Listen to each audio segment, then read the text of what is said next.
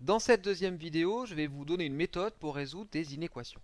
Alors on va travailler sur l'exemple qu'on a étudié un petit peu dans la première vidéo, à savoir l'inéquation moins 3x plus 4 strictement supérieure à 2 facteurs de 7 plus x.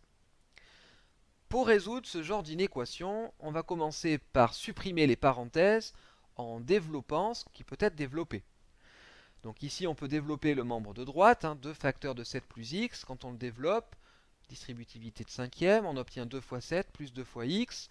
Autrement dit, cette inéquation devient moins 3x plus 4 strictement supérieure à 14 plus 2x. Maintenant, on va pouvoir regrouper les x à gauche et les nombres à droite, en respectant la règle qui est la même que celle pour les équations, à savoir qu'on peut ajouter ou soustraire un nombre à chaque membre de l'inégalité. C'est-à-dire que si on a a strictement supérieur à b, alors a plus c va rester strictement supérieur à b plus c, et a moins c va rester strictement supérieur à b moins c.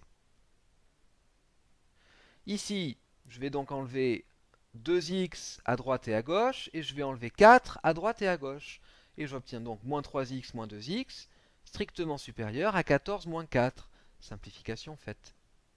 Une fois qu'on a fait ça, on réduit, on simplifie notre écriture, on obtient moins 5x supérieur à 10. Alors ici, il va y avoir une petite nuance par rapport aux équations, c'est qu'il va falloir faire attention quand on va diviser par le nombre qui est devant le x, on va devoir faire attention à son signe.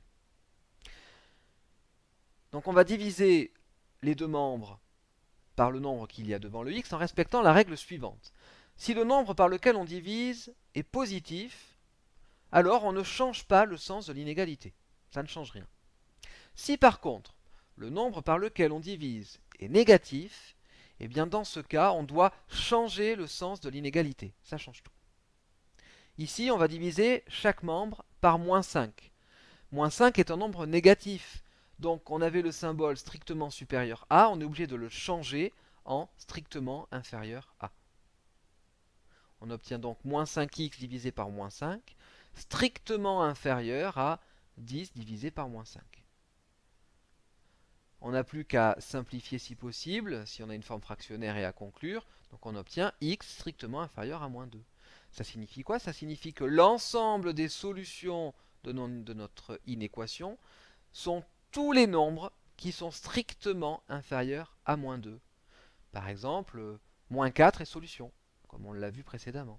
0 n'est pas solution. Pourquoi? Parce que 0 est plus grand que moins 2. Mais moins 8 est solution, parce que moins 8 est plus petit que moins 2. Donc on vient ici d'exhiber finalement l'ensemble des solutions de cette inéquation. Les solutions de cette inéquation sont tous les nombres strictement inférieurs à moins 2.